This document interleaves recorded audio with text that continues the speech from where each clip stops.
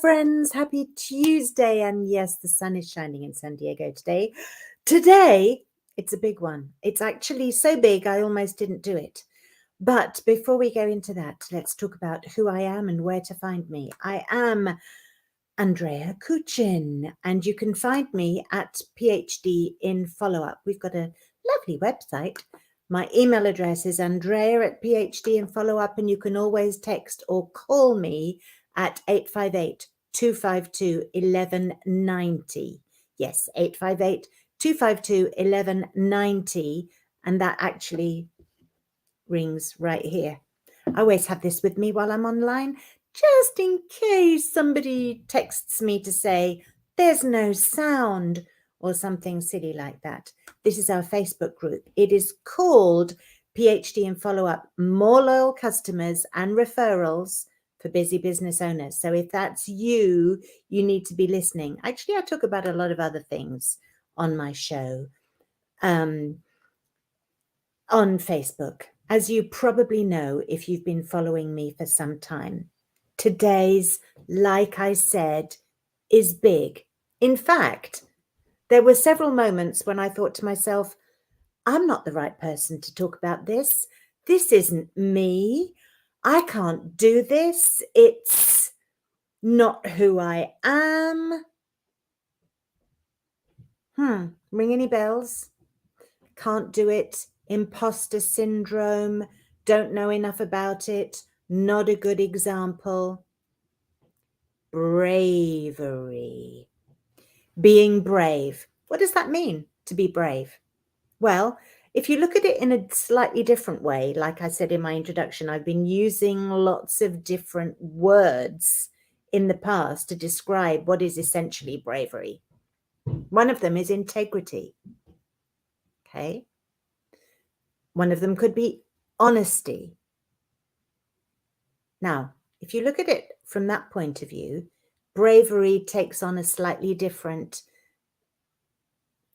complexion almost.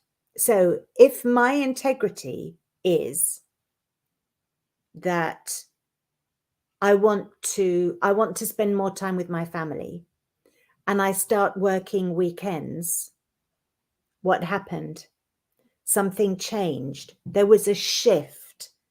I'm no longer really in integrity because I'm now working at the weekends, whereas my integrity was about being available for my family. So what's that got to do with being brave? Well, it's got to do with making a decision and sticking with it. In exactly the same way as you make a decision about chopping your hair off and you get to the hairdressers and you suddenly think, I can't do this. And you go, oh, I'll just have a little trim. Fine, that's totally okay. But if your intention has been to chop it off and you don't, you're not exactly being brave, are you? Right. Bravery means doing something even though it frightens you. And a lot of the things that we find ourselves as business owners doing, which are frightening, are things that we said we were going to do. We said we were going to blog every week or reach out to 100 people on LinkedIn this week, or do a summit, or promote a new product, or invest money in something. I don't know. I'd bring that up because I was talking about that last week. We decided at some point to do something. Wear a swimming costume at the beach in public when we actually think we look horrendous because we're overweight. Or go to the gym, sign up and do an exercise class or something. It's all to do with actually being brave, because at some point the decision that we made suddenly seems to be crazy, nutty, inappropriate. There's 150 million different reasons why it's a bad idea. Reasons is a euphemism, of course, for excuses. Remember, PhD in follow-up exists because we were PhDs in excuses. We were making so many excuses about why we weren't doing things because we had thought, oh, that'll be a good idea. You know, an example, not a real one, but an example. Oh, I'd love to write a book. In fact, I have had that thought, but how about 1st of January? Hey, let's talk about our goals for the year. Oh, I want to write my book. Whether we mean it or not, whether we mean it with energy or not is irrelevant. Somewhere in our soul, that voice came out. That voice said, I actually want to be an author of a book, and this year seems like a good time to do it. And then what happened? We became PhD in excuses. I don't have the time. I don't know what to say. Oh, it's a lot of work. I've got to do this instead. I'm going to be away. I'm doing a course already. I need to find someone to help me. Blah, blah, blah, blah. Excuses. That's not being brave. Being brave is when you say, I know about all those things, but I want to write the book this year anyway. So what do I have to do to get it done? By the way, it's actually much easier than you think. I've helped a lot of people do it. I'm connected to a lot of people who do it professionally. So if that's your goal for this year, don't think, oh, it's too late now because we're in April and I've missed the boat, because it isn't. Let me know if that's one of your goals. Robert has done it. Yes, and I'm not sure whether he started before Christmas. He may have done, but he certainly wasn't doing it a year ago. In fact, I'm not even sure he was thinking about doing it a year ago. Now, of course, I feel ashamed because I always thought I'm the writer of the pair and I don't have a book. It's a different area, his book, from where mine would be, but he's done it. Now, it's still on my I'll get round to this one day list. Maybe it's just a question of being brave. I don't know. The point is we make decisions, and I've not made a decision about a book, by the way. It's just an idea that I've had floating around that maybe it would be a nice thing to do. So it's on my one day maybe list. It's not on my to-do list.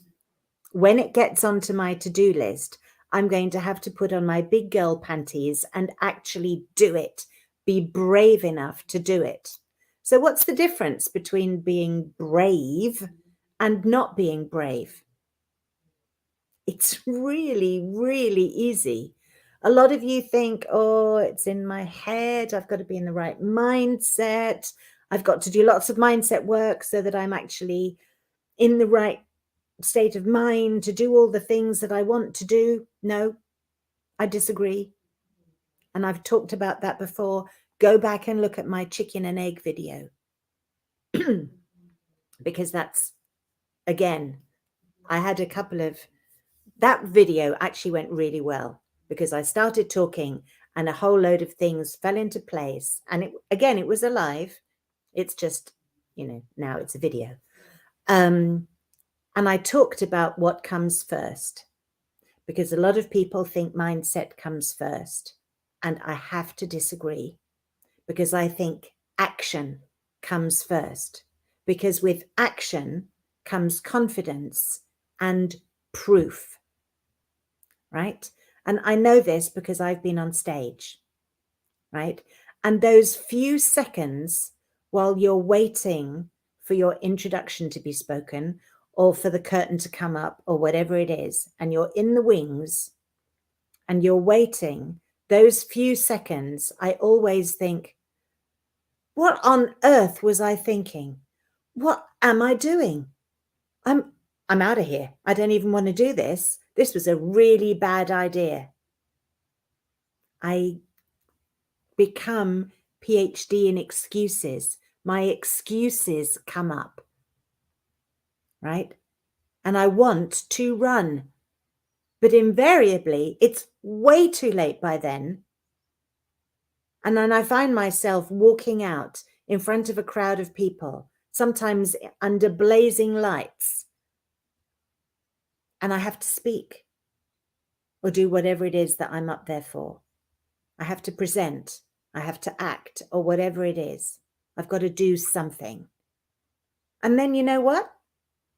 Once I get going, once I take action, once I say, hello, I'm Andrea Kuchin. I'm going to talk to you today about whatever it is. Those doubts go away. They go away. For real. I could do any amount of meditating and thinking and getting myself prepared. And I know about that too. I've done fire walks. I know about getting yourself prepared to do something extraordinary. I really do. But it's a lot quicker if you just take action. You just do it.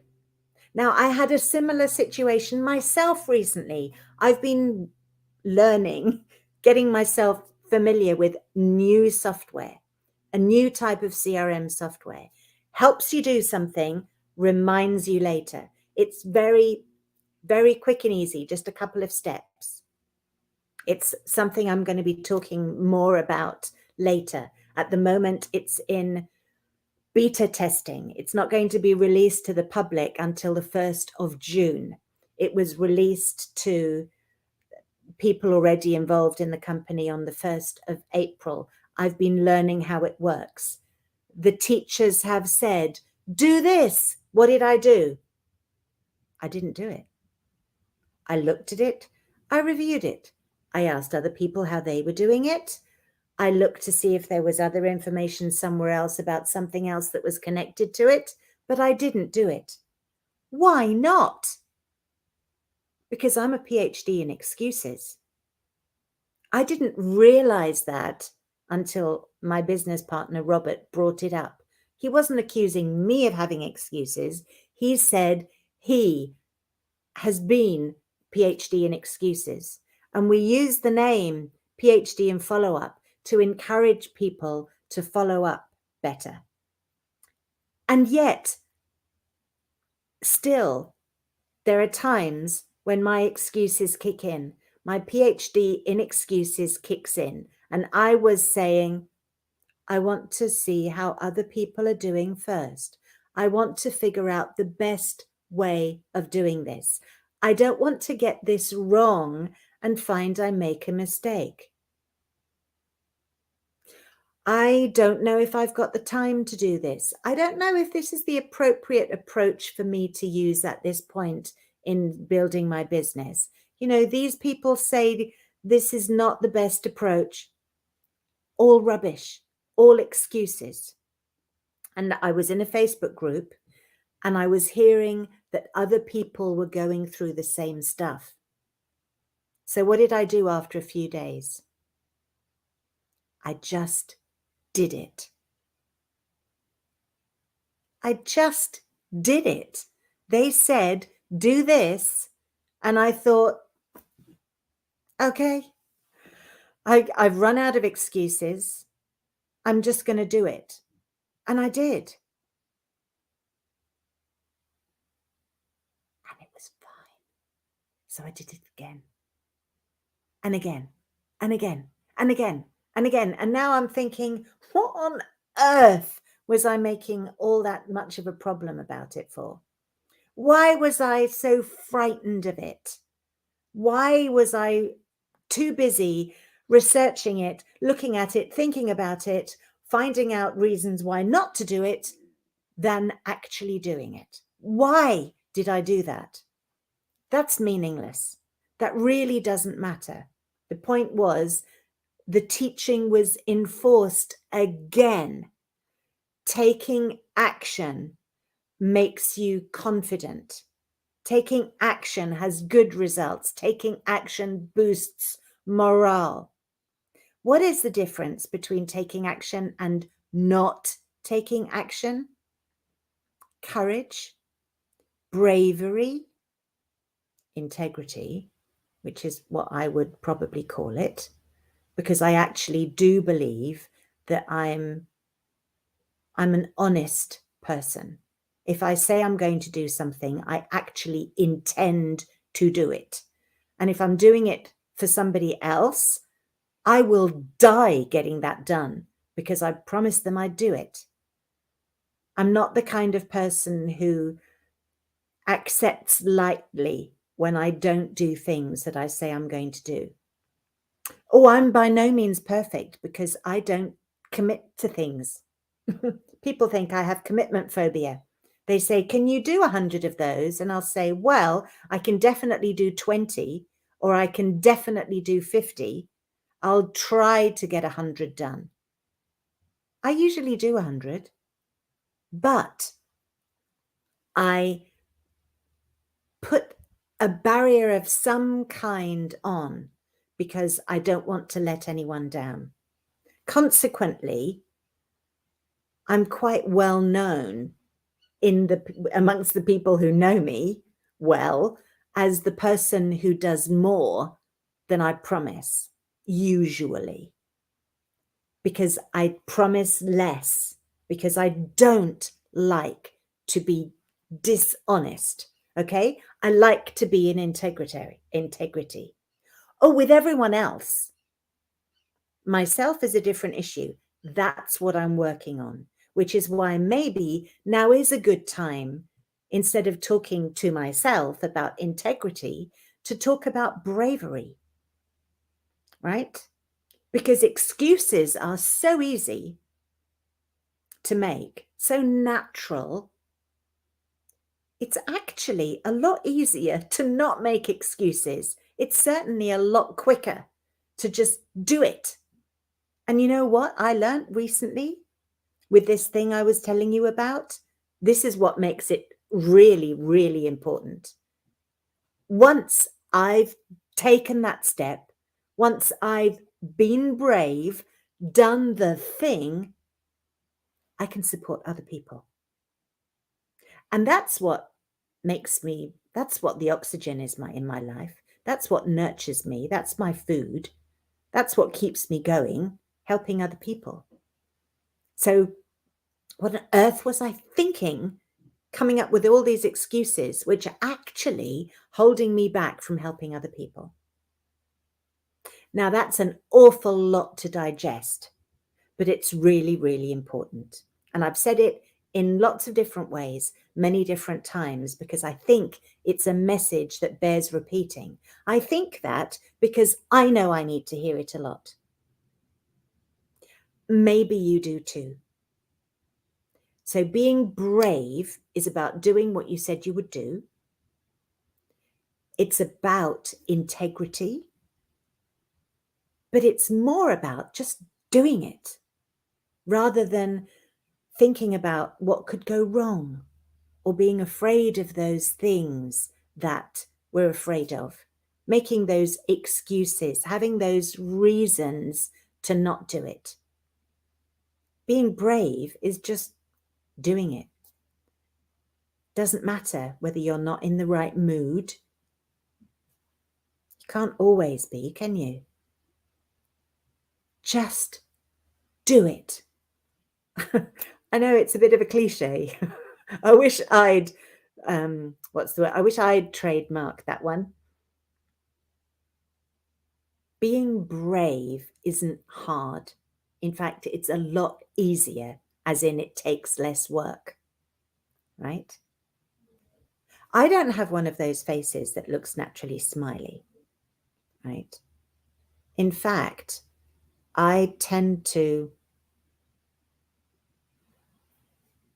look a bit stern and cross some of the time, I've been told. It's a family trait. Here come the excuses again. My mother's the same. My grandmother was the same. Lies. No, not lies. Completely true. But do I have to be like them?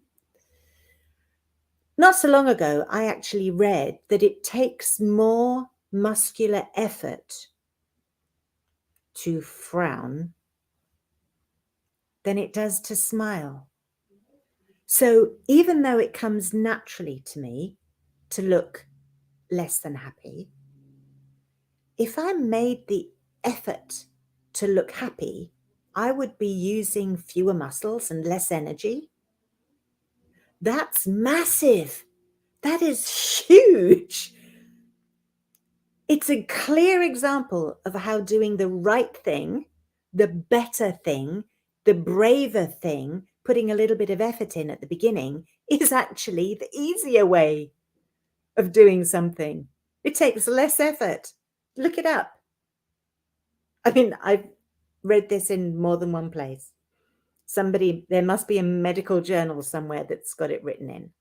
You know, the other thing is your voice sounds different when you smile. So I'm going to try and smile a bit more. Point is, sometimes it's actually easier to be brave. It's certainly quicker. Certainly with the thing that I was doing last week that I was having doubts about. It is so much easier now. And I have found myself, as I said, wondering what on earth I was doing, making all the excuses. So let's be brave, huh? Now you know what it is. You know what I mean when I say it. You know that it's easier to do, and you know exactly how to do it. If, however, at some point you find yourself thinking, can't quite understand what she meant by this, what is it that I'm supposed to do exactly to have that happen, something, something, something, reach out to me here. Send me an email, Andrea@PhD and follow up. Text me, 858-252-1190. Text me. I'll pick it up. Call me. If I'm not in a meeting, I will answer your call. Okay? Or connect with us. I say us because it's a group in the Facebook group. Just look up PhD and follow up. Okay? Go there. Find us. We have the answers. Okay? We have solutions. We're all about helping people with solutions, right? I'm Andrea Kuchin. This was my Home Biz Tips brought to you by PhD in Follow Up. Things that are easy and simple that will make your life better and help you build a business better. Happy Tuesday, my friends. I will see you again next week. Take care.